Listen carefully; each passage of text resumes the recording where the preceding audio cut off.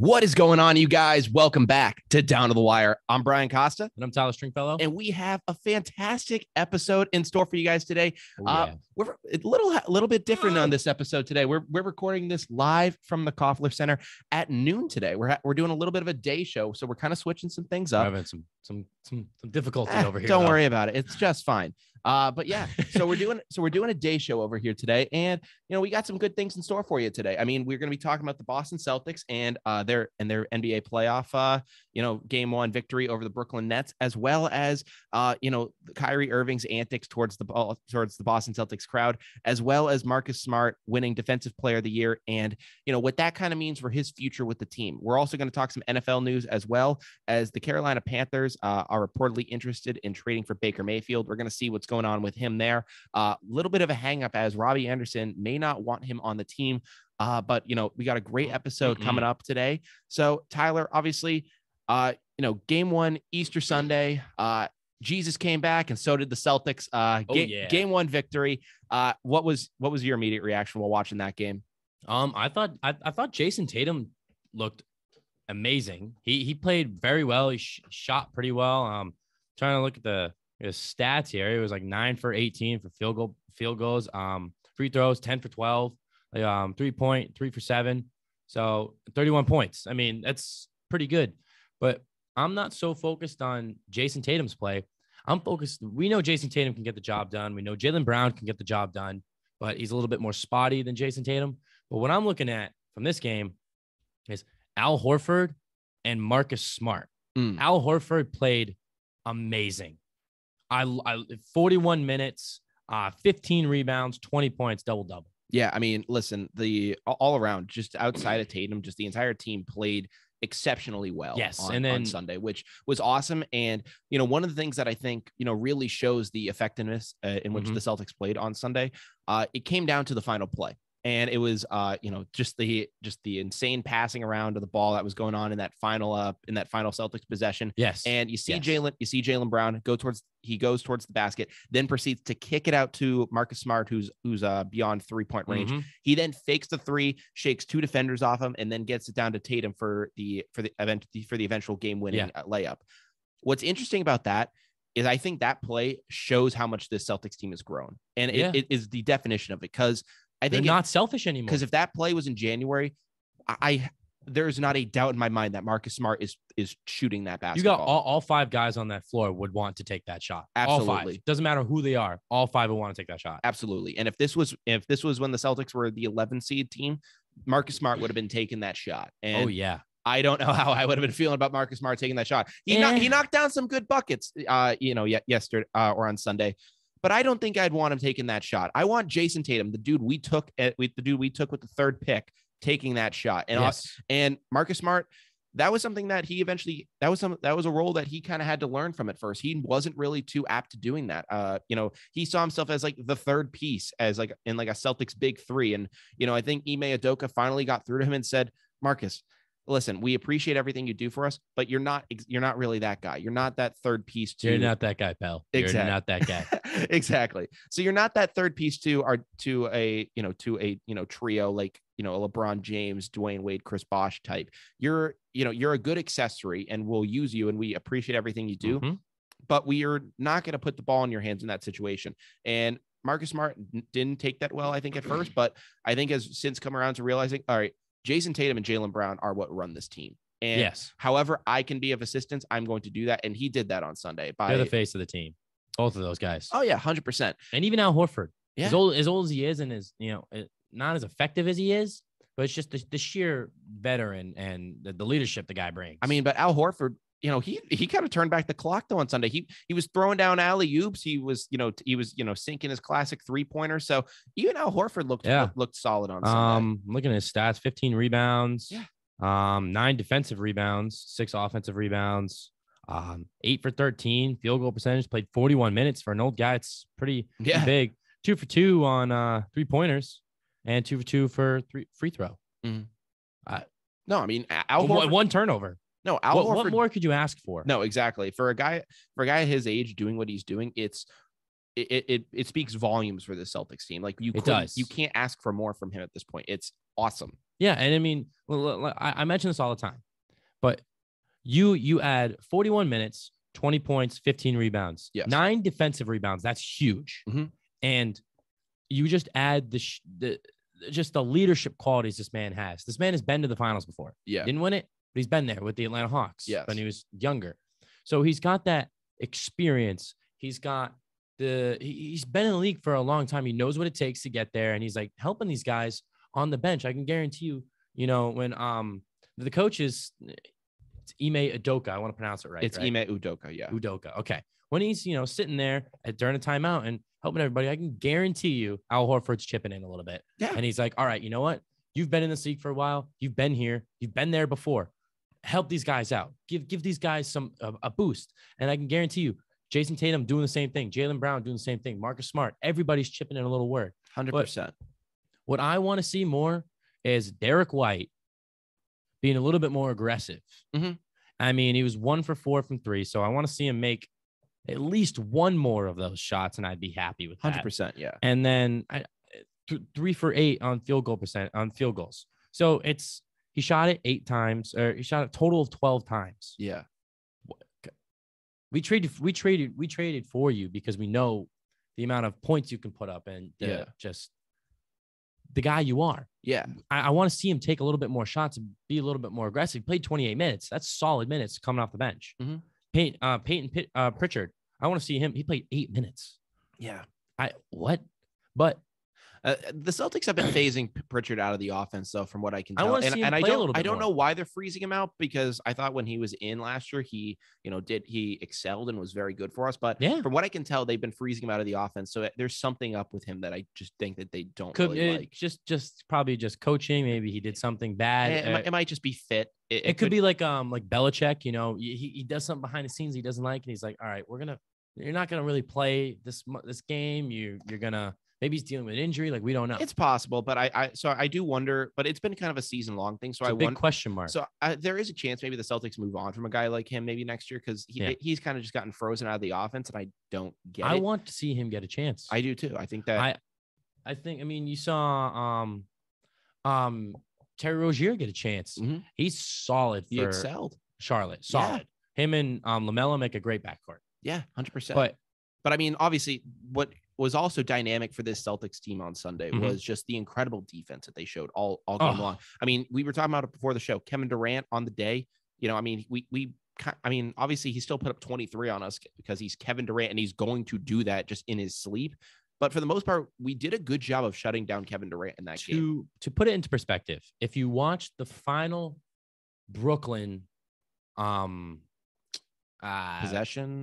Possession. My bad. Possession. If you watch the final Brooklyn possession to the final seconds of the game, yes, you will see them double teaming Kyrie. You'll see Al Horford, and I believe it was Jason Tatum on him. Yeah, and then they swing it out to Durant, and all of a sudden you see Horford follow the ball, goes and covers Durant, and then I'm pretty sure Brown or Smart were there.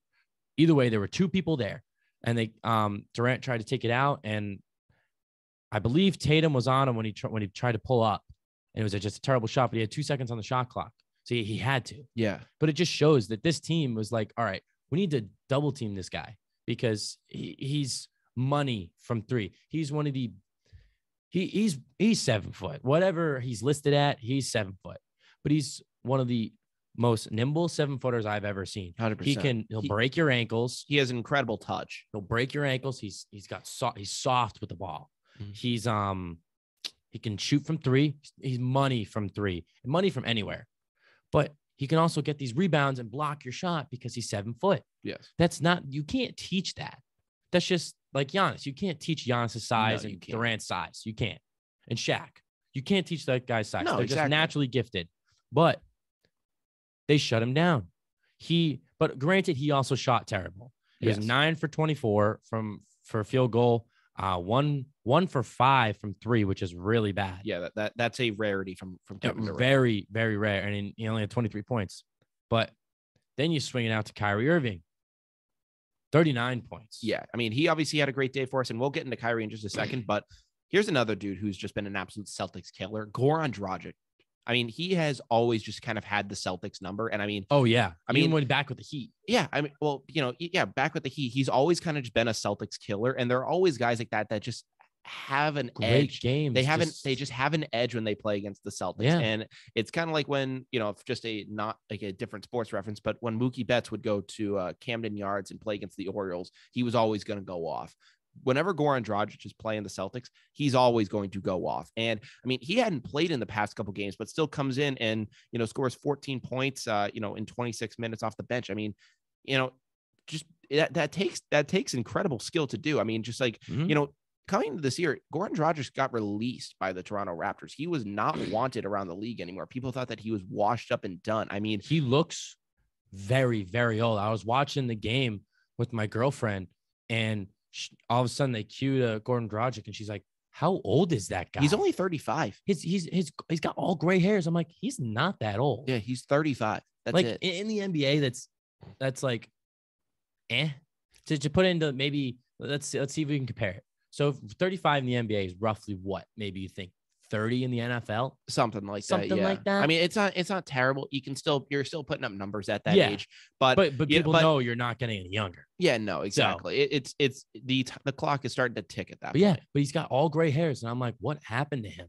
Yeah, like, oh my God. And I looked up his age. I'm like, he's 35. And we look at each other, we're like, what? Yeah. Something like he's just the age, man. It just shows. Yeah, I mean, listen, the grind of an NBA athlete, you see this with a lot of sports athletes to where, they just look older than they actually do. It's, something also you see in politics with presidents when, they go into the White House, looking super young and happy and, spry. And then they leave and then they leave looking like they got hit by a truck. Oh my God. Barack Obama's, his first portrait, when he came in versus his last portrait was just, I mean, it's ridiculous. Night and day. It's night and day. I mean, it's jobs like that. I mean, they take a lot out, whether it be politics or as an athlete, just the grind and the stress that it puts you through.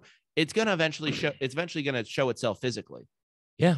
But to just, the Celtics played a great game. They did. And obviously, unfortunately, it's all kind of getting overshadowed right now. And, this is kind of because the Nets didn't play their best basketball. Well, it's not exactly because the Nets didn't play their best basketball. It's all getting overshadowed because of all the tabloid news, because Kyrie Irving decides to, diva. He just starts to light the fire again.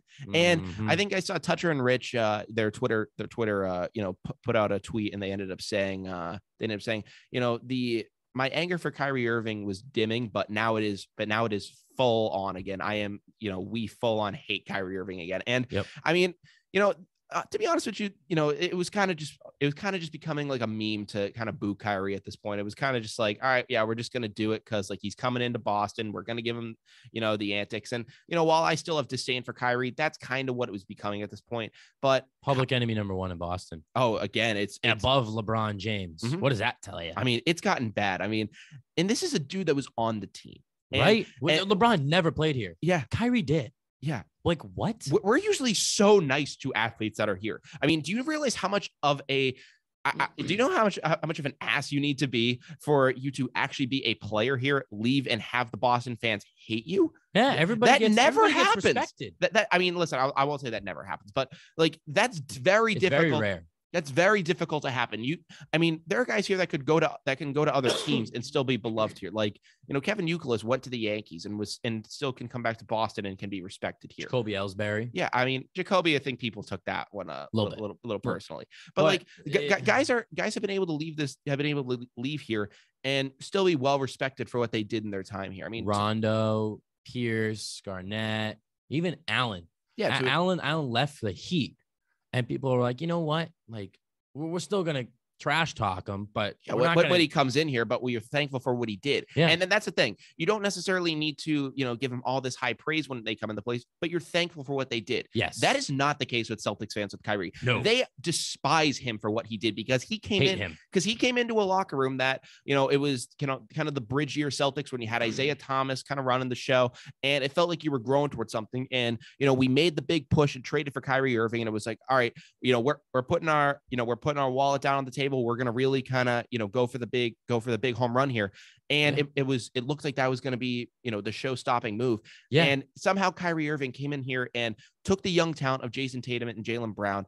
And I know they ended up setting them back, I think 2-3 years from what they could have become now. I mean, oh my God, they're finally reaching what they should be. But I think if you take away Kyrie Irving's toxicity, they could have reached that, I think, as of 2019. Yeah. So you make a great point. When Kyrie Irving came in here, the team shifted. Yes. Tatum, I'm pretty sure, was coming in. Was he a rookie? He was a rookie, yes. So he came in as a rookie and great player. Jaylen Brown was in his second year? Yes. Yeah. Because he was drafted the year before. Yeah, Brown was in his second year. And then, so Tatum was that. So Kyrie comes in. Yeah, and also Gordon Hayward. We had the things with Gordon Hayward was here.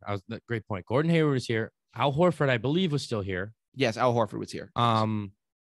Tatum, rookie. Brown, second year. Yes. Marcus Smart was here. Yes. So that's a great team. That's 6 guys. I mean, your starting lineup is 5. I mean, that doesn't even count guys like Terry Rozier, Marcus Morris. Exactly. You had incredible guys off the bench too. This was a great team. Marcus Morris is a starter for the Clippers. I'm pretty sure he plays with the Clippers, right? I keep getting him and his brother mixed up. There's been so much movement in the NBA now. But either way, look it up. Gordon Hayward is a starter for Charlotte, and Terry Rozier is a starter for Charlotte. Al Horford is a starter here, and Kyrie Irving is Kyrie Irving. Yeah, it's with the Clippers. But I will say, I give Kyrie Irving a small amount of credit. Now, hear me out. Kyrie Irving, Gordon Hayward, and Al Horford are all those 3 guys were tremendous for Jaylen Brown, Jason Tatum, and Terry Rozier. Yes. Because those guys were pretty young. I don't know how old Terry Rozier was, but he didn't really have a name for himself. He had to make a name for himself. Well, Scary Terry, he made it once Kyrie got hurt. Exactly. Now, you take just the places Al Horford had been, the places Gordon Hayward has been. He was the face of the Utah Jazz when he was in Utah. Mm-hmm. And then Kyrie Irving has won an NBA Finals. He made the game-winning shot. He's been there and knows what it takes. Plays with LeBron, all that stuff. Mm-hmm. I think what those 3 brought to the team were very good for those 3 young players. Sure. And specifically Kyrie Irving, because Kyrie Irving has won. He played with LeBron James. He's one of the best players in the NBA. That was the appeal of Kyrie coming in here. And, yes. and I was happy when Kyrie got traded here because I saw that presence and I was like, oh, wow, he's going to get his shot here. He's going to have Gordon Hayward and this young crew to go with. He can help teach this young I crew. understood what the appeal of bringing Kyrie Irving in here was. I was one of the people that was most excited about the move. I remember where I was when it happened. Bro, I mean, Kyrie Irving jersey. No, exactly. I think I had a Kyrie Irving shirt at one point. Like I was very into Kyrie Irving being with the Boston Celtics. Oh yeah. Like I'm not going to hide huge that. News. I'm not going to hide that I was happy when Kyrie Irving got traded here. That's not like something I would hide. I mean, like that's blatant facts that I was happy when he got traded here. Like we thought that was going to be the move that was going to put us over the top. Like 100%. And then you have like you said, Jaylen Brown, Jason Tatum. Yeah. Marcus Smart, Al Horford, and then you bring in Gordon Hayward as well. And then the big Kyrie Irving news. No, exactly. And you're like, this team is championship ready, but they couldn't put the pieces together. And I think it's because of Kyrie Irving's ego. Yes. As we have now seen. Yeah. I mean, it's the play on the court was going to be just fine in getting us the ring. We would have, we would have excelled had Kyrie, not had the personality that he does. Toxicity. I mean, it's just so blatant that it just kind of ruined everything that the Celtics had. And it really, once he left here, it kind of just like left. Oh my God, it went through the roof. I mean, yeah. His toxicity went through the absolute roof. Oh, it completely soured the team. I mean, we went from a team that without him and Gordon Hayward playing, we made the Eastern Conference Finals we went 7 games, right? Against the Cavs. Yeah. I'm really blanking. I can look it up, but yeah, it was the 2018 Eastern Conference Finals. But we were playing the Cavs. Obviously, without Kyrie Irving and Gordon Hayward, our 2 star players that we spent all this money in free agency for, we make it to the Eastern Conference Finals. Then when those guys are coming back from injury in the next year, we went 7 games. Yeah, the Cavs won 4-3. Yeah, exactly.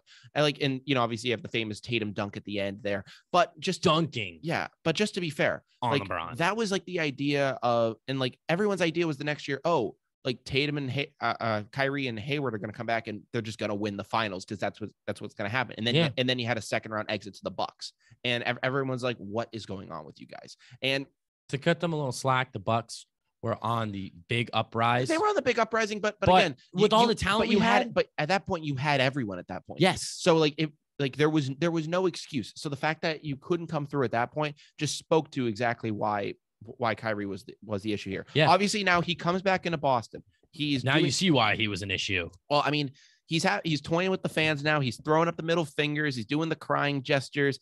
And, he ended up just getting fined $50,000 by the league because of his actions, which, I mean, listen, man, he deserves it. You can say that all you want. That's not going to matter to Kyrie Irving. He would gladly do that all over again for $50,000. He does not care. Yeah. I mean, but here's the thing.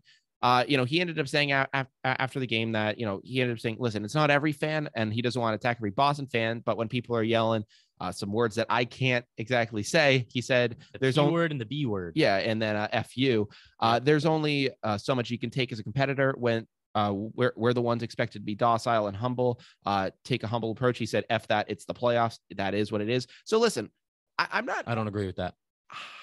I don't hate that. I don't agree with it at all. I'm not saying I agree with it, but I don't mind it because listen, if he's going to fuel the fire, then the TD Garden is just going to be even more electric. So, oh yes. So I mean, listen, the thing that kind of sucks is that kind of looks like Kyrie Irving can play when people are screaming at him and talking all this crap. He's been doing it his whole career, but exactly. So that's the only thing that kind of sucks about this is that I think this fuels him. But you know what? If he's going to fuel the fire, Celtics fans are always going to come back and be and who are they going to fuel? Yeah, Tatum, Brown, Smart, Horford. Oh no, TD Garden in the playoffs is one of the most difficult places to play. It is Boston in the playoffs in general. Yes. Red Sox, Foxborough. It doesn't matter where you're Bruins, playing. Boston Celtics. in the playoffs is unmatched, unreal. Every sports player will say exactly. That. So I think with the Celtics, you're gonna see this just completely. My only fear is with this situation with Kyrie Irving. My fear is that this could boil over into another situation to where, well, I mean, not even just a fight. But, obviously Kyrie Irving last year when he was here had a water bottle thrown at him. And that was pretty funny. As he was leaving the tunnel. And while I don't necessarily agree with that, because, I mean, that was getting uncalled for. Yeah, that was pretty uncalled for. That was getting thrown from a very high distance. Like, I'm fine if you want to make signs or have chants or do whatever. But when you're starting to throw objects at the guys, I'm like, okay. You cross the line. Yeah, you do cross the line at a certain point. So my only fear is that this doesn't stoke any more tensions and create anything more than that. Yeah. I mean, listen, Boston fans, you have the chance right now to, make this guy the villain again. Don't make yourselves the villain in the situation because Kyrie did that. And Kyrie was on Boston. He was stepping on the logo. Everyone was saying, oh, Kyrie's the a-hole here. And it was everyone was kind of agreeing with it. But then you had that idiot from URI threw that water bottle at him. Yep. And it completely just turned the narrative. And it was like, Boston fans suck. Boston fans are terrible. And completely just shifted the narrative. But so this is Kyrie Irving adding to it. Oh, I'm not saying that he's not adding to it, but this is the chance for Boston fans to just pull back the curtain and say, this is Kyrie. This is the reason why this is an issue. Yeah. And instead of letting it be them, because stepping on a logo. Yeah. Well, because but here's the thing. This is why it's going to be an issue. Because my fear is that this is going to boil over again and people are going to throw stuff and it's going to be a whole issue. Yeah. So you mentioned Kyrie Irving stepping on the logo, uncalled for. And that's going to boil over to some Celtics fans, and they're not going to like that. Yeah. So that's uncalled for. But Kyrie Irving needs to control himself. Kyrie Irving is in the NBA. He's a professional. Yeah. They've dealt with this their entire careers. Now, you have players from the past that had to deal with worse things. 100%. Way worse things. Now, Shaq was on Inside the NBA the other day. He had some words for Kyrie Irving, and he mentioned that in certain cities, you can say whatever you want at the press conference. But in game 2, that they're going to talk more smack up there in Boston. And he goes on to say, I played in Boston. I know what it's like. I've played against them and I played for them. Yeah. It's not a place you want to start going at it with them because they will win 90% of the time. The Boston Celtics will win and the fans will win. Mm-hmm. So, but he also mentions that the smack talk is part of the game. Yes.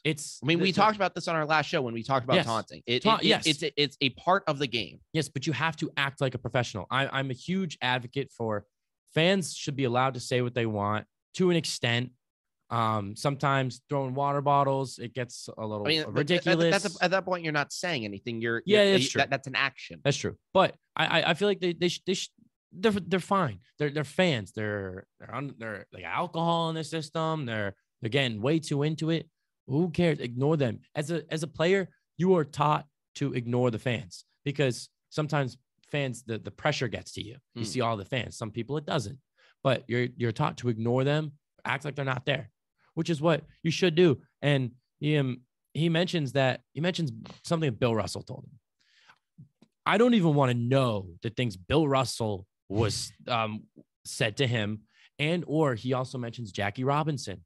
Imagine the things that those guys went through, and they kept their cool. Watch 42, you'll get an idea. What? Hey, watch greatest movie ever. Me and my girlfriend are gonna watch that. Actually, she mentioned that last night. It was a great movie, but and Muhammad Ali, they've went through way worse, and they paved the way for athletes today, like Kyrie Irving, Kevin Durant, LeBron, all these guys to do what they love.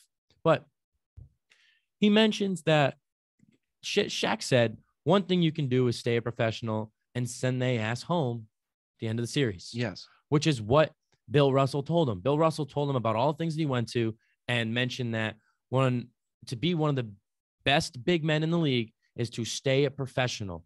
You need to ignore them, prove it on the court, prove them wrong on the court, and ignore the fans. Mm-hmm. Take that anger that the fans are pushing on you, channel it, and use it against their team. Mm-hmm. You know, Shaq, you take that anger out that and use it with Kobe Bryant and push it on whoever you're playing in the finals. No, exactly. And they won what? Did they win 3 in a row? Yeah, the exactly. Did, yes, I can guarantee you he was doing that the whole time.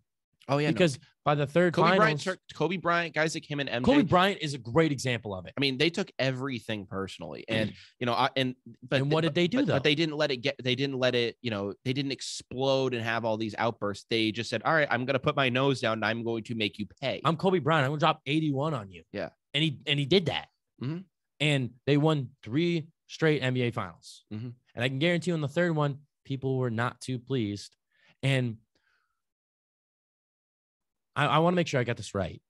Did the Detroit Pistons play when they won in 2004? Did they play the Lakers? Yes. So Detroit, that was one of the most baddest teams to ever play in the NBA. That 2004 Detroit Pistons team. Yes. They didn't really have that great talent, but they won. Mm-hmm. And they won by sheer just physicality and just fundamentals. Yeah. And how do you think it was playing in Detroit, being Shaq and Kobe Bryant?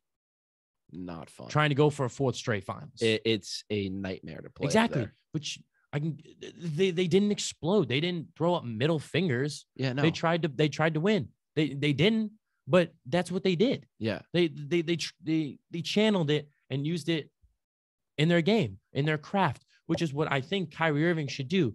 Granted, he also played really well. Dropped 39 points. But imagine just like it just looks so unprofessional. Yeah. I get these guys are under a microscope now and everything's kind of is a little different than when Bill Russell and everything's magnified to the nth degree. But at the same time, for the crap that Bill Russell went through and Kyrie Irving's complaining that he can't say that the earth is flat. I mean, I'm sorry. I mean, there is a point where you need to grow up and, I don't have any sympathy for Kyrie Irving. No, I don't. At this point, I really don't have any sympathy for him. And, I don't want anything bad physically to happen to him. I've never wanted that. I'm not that kind of a person. I don't wish that on anybody. Don't wish it on your worst enemy. At this point, he's fueled the fire and he's going to reap what he's sowed. That's just the fact of the matter. And that it's going to come and it's going to be, I think, fairly ugly. It's going to be, it could boil over. So that is one of my fears, but it's going to be a great game. Yeah. I mean, great game tonight, obviously. How are you feeling tonight? So I'm feeling pretty good considering it's just in Boston. Mm-hmm. But one thing I want to talk about this series. Yes. Is that I believe it was Stephen A. Smith mentioned that this is Eastern Conference Finals, NBA Finals type series. Yes. These are 2 of the best teams in the league. And one's going home first round. And this is the first round because Brooklyn didn't really play that well during the season. Mm-hmm. And the Celtics finally turned it on, or the 2 seed. They're getting both these teams are getting gypped. Yeah. Because Brooklyn Nets have to play the Boston Celtics. That's a great team. The Boston Celtics also have to play the Brooklyn Nets. That's a great team. If you look at the Brooklyn Nets on paper, you're like, whoa, Kevin Durant, Andre Drummond, Kyrie Irving, Steph Curry, Gore Androgic, Patty Mills, Blake Griffin, LaMarcus Aldridge. Griffin and Aldridge didn't play on game 1, but still, you're like, whoa, this is a great team. Absolutely. And they are when they play together and they play well, but they didn't all year. They're 44 and 38. Mm-hmm. And the Celtics were 51 and 31. They played way better. Yeah. This is a Eastern Conference Finals game, and both these teams have the ability to win the NBA Finals, and one's going home first round. Yep. It's incredible that one's going to be going home first round. Before we do move on from the NBA, I want to go back to a player that we were talking about at the top of the hour on the show, and that's Marcus Smart. Marcus Smart. He, obviously we talked about his growth throughout the season, and he's getting rewarded for it because this year he was awarded the Defensive Player of the Year award. An award I was actually frankly shocked that he ended up getting, because I thought if any player on the Celtics was going to get it, it was going to be Robert Williams. Obviously, his injury, I think, derailed him from getting that award.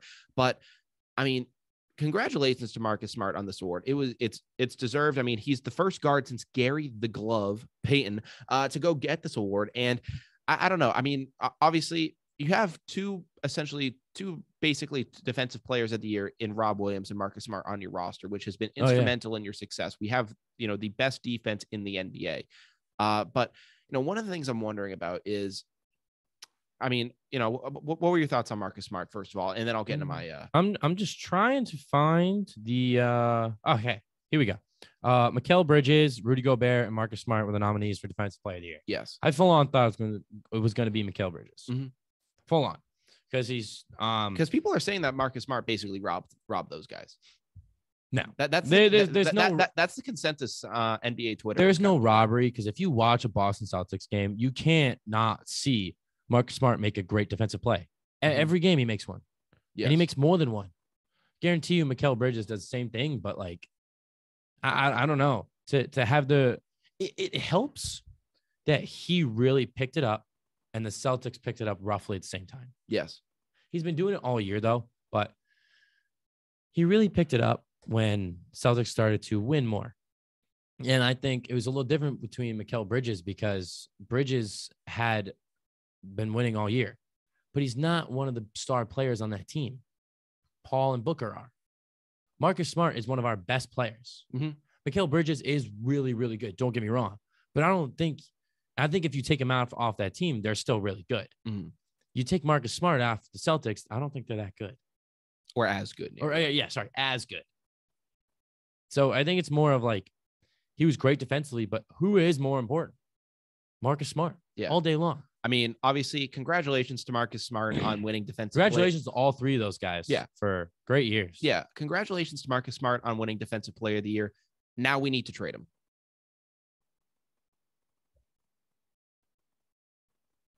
What? Yes. Are you nuts? I'm not nuts by any means of the matter. You are. We need to trade Marcus Smart because, in my opinion, his value will never be higher. When it comes to Marcus Smart, there have been talks about trading Marcus Smart for a while. And when you look back at this NBA trade deadline, we acquired Derek White with the appeal of him being a better scoring option than Marcus Smart, but you take away its slightly less good defense. And there's been talks about getting rid of Marcus Smart for a while. They don't really like the contract there. And I think it's time to probably move on from him because, even if you go out and win a championship this year, I don't think that, you're going to be able to rebuild this thing with Marcus Smart. And one of the things I mentioned is you have a future Defensive Player of the Year on your team in Rob Williams. He's not playing right now. That's true. And he's going to be coming up. And I'm not saying it's easy to find a defensive replacement for a guy like Marcus Smart, but if you have the Defensive Player of the Year on your team and you can go shop him around to other guys on that market and say, hey, we have the DPOY. If you want him, we'll get him to you. Marcus Smart has bought into the Celtics chemistry now and is, fully embraced his role with the team. That's something that we have never seen with him before, which is awesome. And I appreciate that. But the fact that he is showing this buy-in and the fact that he just went out and won this award, it makes his trade value the highest I think it will ever be. Take a guy for an NFL comparison. Take Stephon Gilmore, for example. Okay. When we knew that Brady was gone, it probably would have made a lot more sense for the Patriots to have traded Gilmore at that point. We probably would have gotten a higher draft pick and higher draft capital, knowing that we weren't going to be competing for a playoff spot that next year. There's a good chance that had we done that, we could have gotten a lot more for a guy like Gilmore rather than, I think, a sixth for what we got for him. Yeah.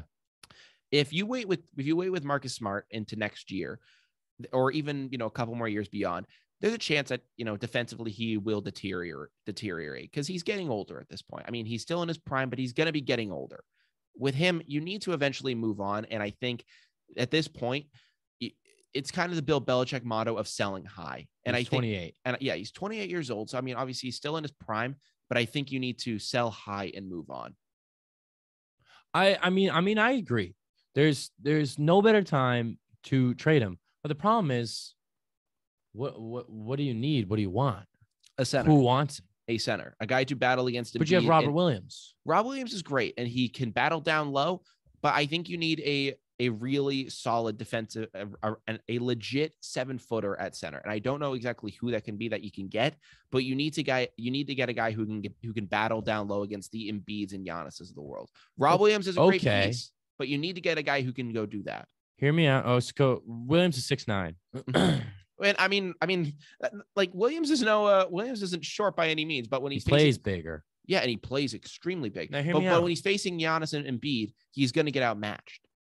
Now, hear me out. There's two players I'm thinking right off the top of my head that I would love to see here. Mm-hmm. And it's I want to look up how old this guy is really quick, but I want to see Rudy Gobert. Rudy Gobert would be a great addition to the Celtics. Or Miles Turner. Yes. I mean, he's 26. He's been linked to the Celtics for a couple of years now. I would love to see Miles Turner here. There were actually talks that the Celtics were going to acquire Miles Turner in a sign and trade with Gordon Hayward. That was in talks before Hayward went to the Hornets. So that's something that we could possibly do. I know that there were talks originally, I think of, Debo and Miles Turner, but I think if we could get Miles Turner or who else did you say? Gobert. Or Gobert. Yeah, my apologies. I think if we get either of those two, I mean, I think that's just the future of the way this team has got to go. I mean, we've always been undersized at center, and I think getting one of those two guys in there, it will finally help us out. Because again, Smart's great, but I think he also plays well for the Celtics. I don't know if his style will fit with any other team. Who do you think he fits with? Marcus Smart. Maybe Chicago. But how tall is so I'm looking at just like the best centers in the NBA. You got Jokic, they're not getting rid of him. Embiid, no.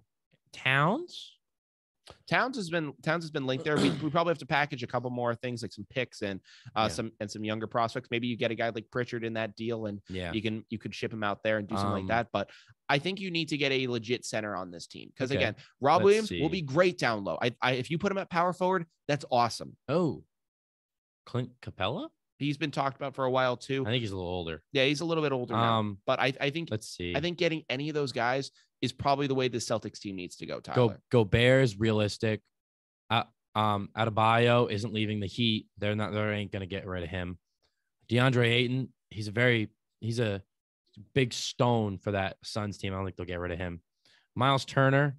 I'm just Valanciunas, but I don't think he's that great. Yeah, no. Listen, Tyler, what's up? Here we go.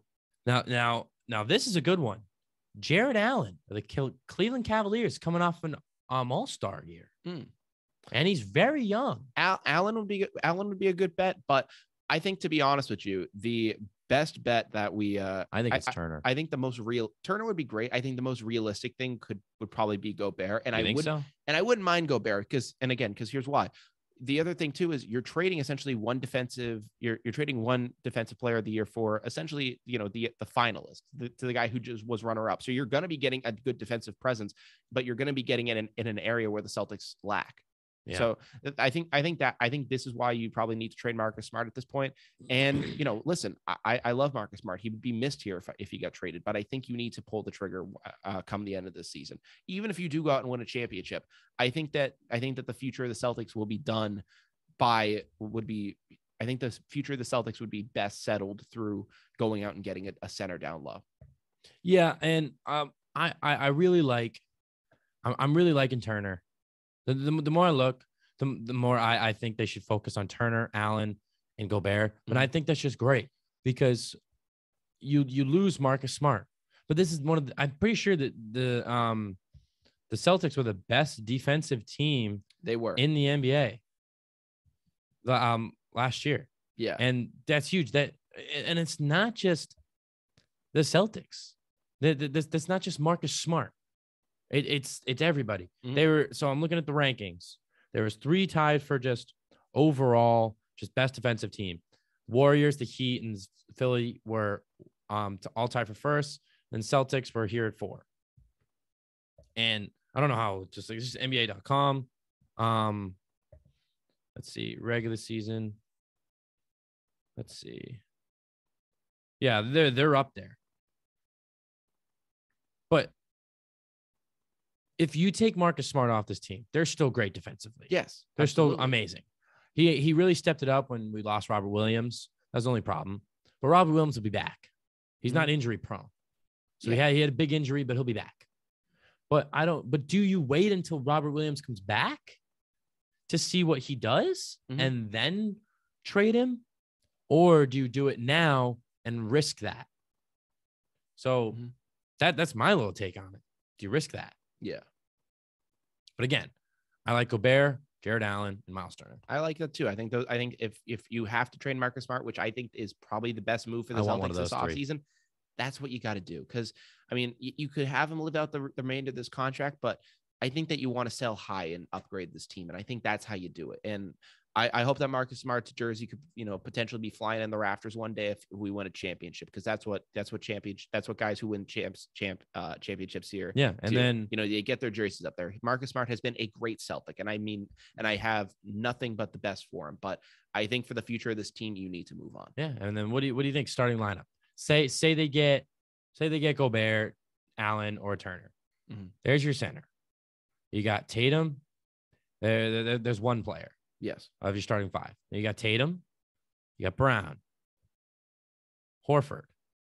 I would say Rob Williams. And Rob Williams. Sorry. I was forgetting him. I would say Rob Williams, Gobert, and then probably run probably run White at the point, right? So yeah, hold on. Let me redo this. So you got one of those 3 at center. Yes. You got Tatum, Brown, Rob Williams, Derek White. And you can interchange Derek White and Al Horford, depending on maybe who you're playing. Yeah. Depending on whose matchup you like better. If you want to play big, you can do something like that. Starting. That's a great starting lineup. Absolutely. I think that's the future that the Celtics need to go with. Now, I think, because how old is Derek White? Let me see. Derek White's 26.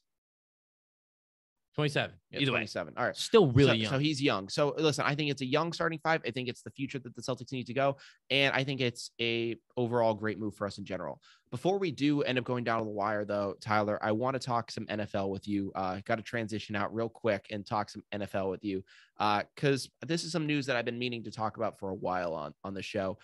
So before we do leave, there was some news involving the Carolina Panthers, which I found to be pretty interesting, and is that Ian Rappaport mentioned that they are interested in trading for Cleveland Browns quarterback Baker Mayfield. Obviously, Mayfield is kind of homeless right now. He is, kind of in the middle of just, purgatory as the Browns traded for Deshaun Watson. Obviously, he knows he's on his way out, but it's a matter of just where to, because the quarterback market is pretty much dried up and no teams are really necessarily shopping for a guy right now. The draft isn't the best either, so no one really knows what the situation is going to look like. Now, I think a lot of teams are waiting for next year. Next year is very heavy. It seems that seems to be kind of the case. Now, with Baker Mayfield, there have been 2 teams I know that have kind of been linked to him, and it was the Seahawks and the Panthers. Seahawks, I think, are kind of out of it at this point, but the Panthers... They're drafting Malik Willis. Yeah. You heard it here first. Yeah. So the Panthers seem to be in on Baker Mayfield.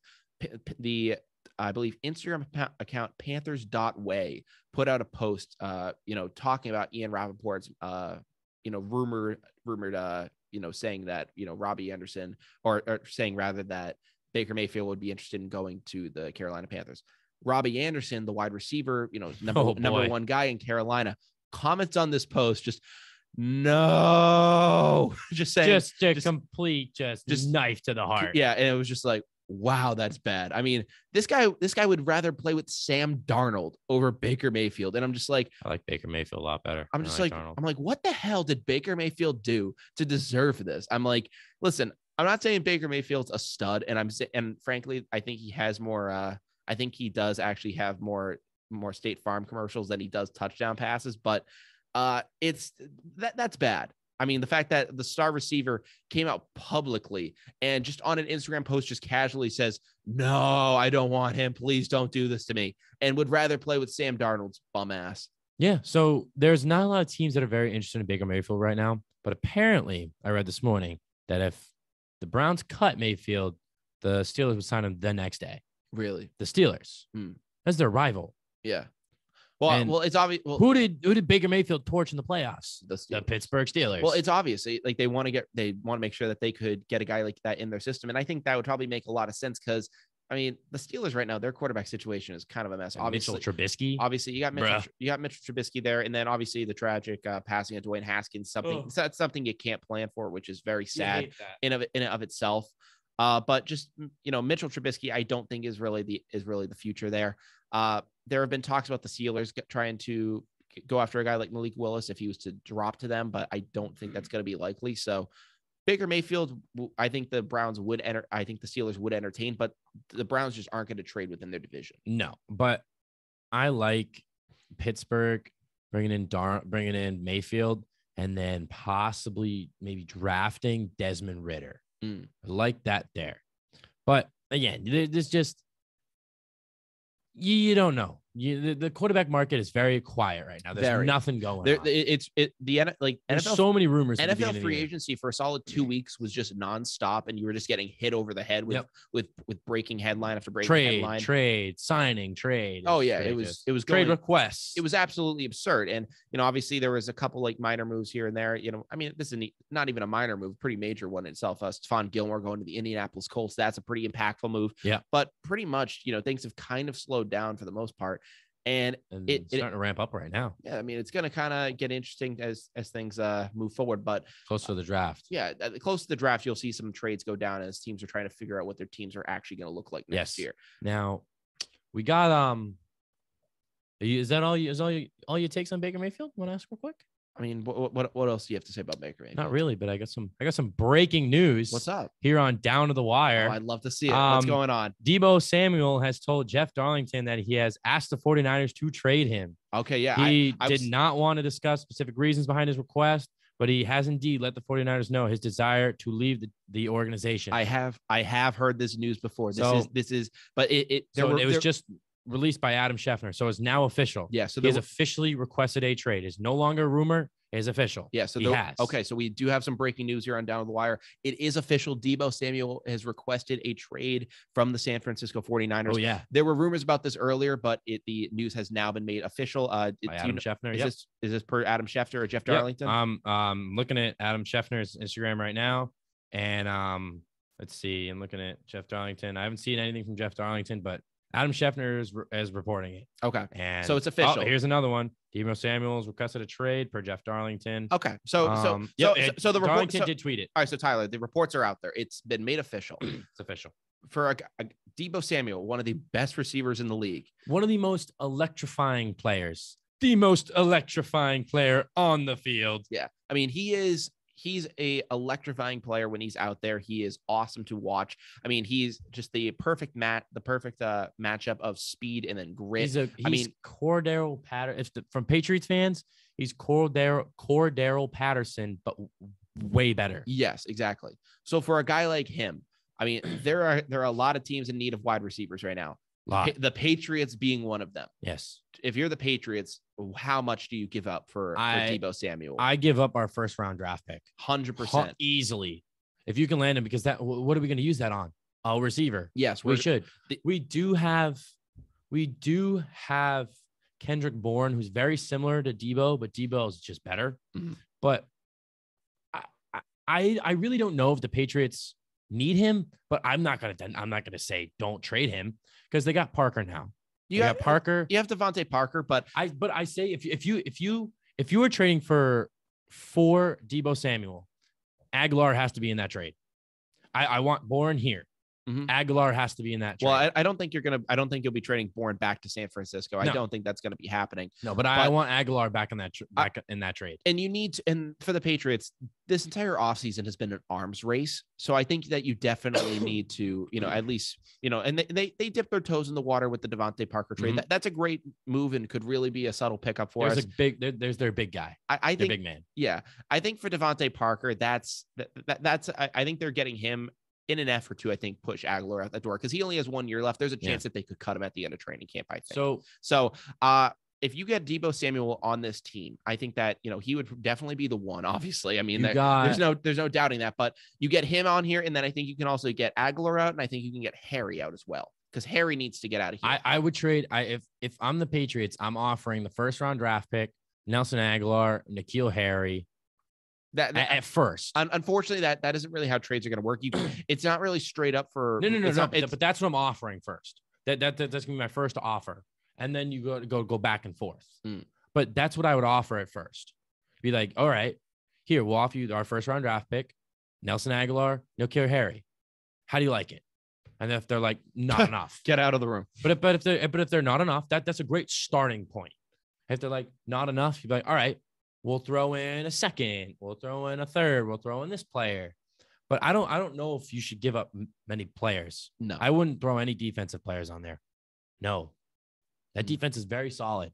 I wouldn't throw in any players on there. I mean, at to a certain extent, I would say you could possibly throw some defensive players in there because when it comes to Bill Belichick, if there's one area in the draft where I do trust him, it is drafting defensively. Very true. He is. I mean, Bill Belichick in the draft has been very, iffy these past couple of years. Jalen Mills. Yeah. I mean, because we signed Jabril Peppers. I like Mills leaving. Yeah, Mills leaving wouldn't be a bad idea. We also, but I don't want to see him leave because I think he's pretty solid. He's a very talented, smart. Yeah, he's very smart player. Very talented player. But I think for Deebo Samuel, who is just a game changer, I think that you definitely, if you're the Patriots, you definitely need to look to pull the trigger. I would very, very much so look into it.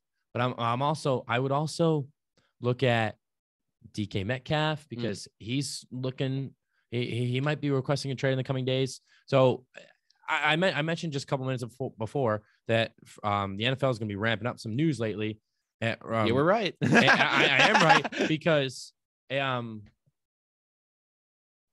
So because AJ Brown and DK Metcalf and Deebo Samuel are all coming up on contract years. Yeah. But do you have the cap space for Deebo Samuel is my question. You need to create some cap space for Deebo Samuel. Yeah, I mean, obviously that's going to be the tricky thing because I think the Patriots they're kind of very of little. Yeah, they're scraping the barrel. They're not in a good cap situation right now. No, I think you restructure Bourne's contract. You take out. You trade Aguilar. Harry's out. Maybe you throw Mills in there, and that frees up a bunch of cap space. I don't know how much, but it frees up a lot. Yeah. So I don't think Deebo Samuel should be the highest paid player in the league. Wants to be the highest paid receiver. Yeah. But I don't know if he's worth it because he's still too young. Yeah. So he's only had really one great year. Yeah. I mean, it seems like he's still on his rookie contract, which was a 4-year, $7 million contract. But if you need, this is something you should discuss with him. And I just really hope that if they trade for him, they pick up his 5th-year option. They don't just get rid of him the next year. Yeah, because that'd just be such a waste of Aguilar. Because I like Aguilar. I think he's all right here. Yeah. Well, Debo only has 1 year left at this point. They had to pick up his 5th-year option. Yeah, you'd have to pick that up and go from there. But yeah, so you have that option. So I mean, I'd love the Patriots to pull the trigger on this. Obviously, anyone would. He's a star receiver, so. I'd love to see that happen. Obviously, it was great to have some breaking news here on Down to the Wire. Good time. Awesome to see. But in mentioning that breaking news, Tyler, I hate to say it, but we now are officially down to the wire, which means that we're going to wrap up everything we talked about in this show today and send you guys on your way. On your merry way. Yeah, obviously this show was a little bit different today. Started off with some technical difficulties. Starting off recording at noon today. So, nice, gorgeous day, by the way. Oh my goodness. We have a whole day ahead of us too. We're usually recording this thing at night, and then, we just retreat to our dorms for some studying, and then kind of go from there. But yeah, so obviously it was a great day. We talked about the Boston Celtics and the Brooklyn Nets. We talked about the latest updates regarding their series. We talked about Kyrie Irving's antics and how it could possibly boil over into game 2. Yep. Not possibly, it's going to boil over into game 2. Let's just be frank. We talked about Marcus Smart and the fact that I think he should probably be traded at this point, even though he just won Defensive Player of the Year. I don't care. Congratulations to him. Yeah. By the way. And then finally, we wrapped things up in the NFL by talking about the Carolina Panthers being interested in trading for Baker Mayfield, only for Robby Anderson to smack them in the mouth like Will Smith, and basically say, hell no, please don't do that to me. Nope. And then, to wrap this thing up, we had some breaking news talking about Deebo Samuel officially requesting a trade from the San Francisco 49ers. We talked about whether the Patriots would be a good fit for him and more.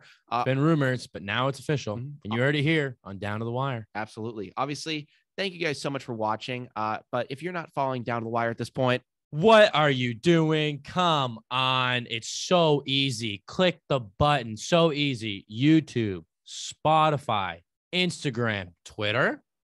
It's on the way. Twitter's on the way. TikTok. I'm pretty sure there's a TikTok. We do have a TikTok, yes. But it's so easy, guys. Come on. Listen, we have some great conversations here. Sports, Celtics, just Boston sports. Yeah. Boston sports and everything else. You want to listen? Come here. Bring some energy and just have some fun. Absolutely. I mean, obviously, it was a great show today. We talk about it all.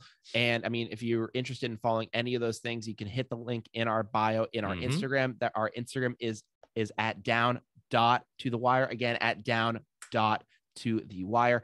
Thank you guys so much for listening again. You've been listening to WJMF 88.7 HD2 Smithfield, Providence, or you've been tuned in at WJMFradio.com. Once again, guys, love you guys. Thank you so much. From Down to the Wire, I'm Brian Costa. And I'm Tyler Stringfellow. And we hope you guys have a great rest of your day. Take care. Peace out.